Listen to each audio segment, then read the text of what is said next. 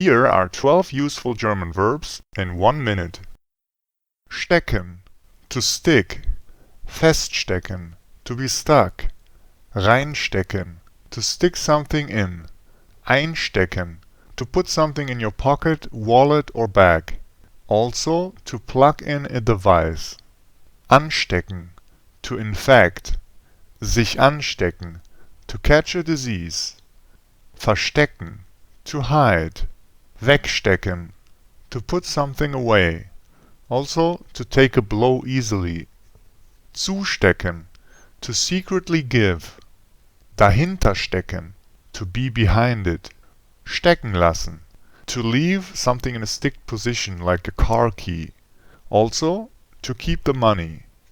Hochstecken, to put up. Abstecken, to mark or measure something like an area. This is often used figuratively.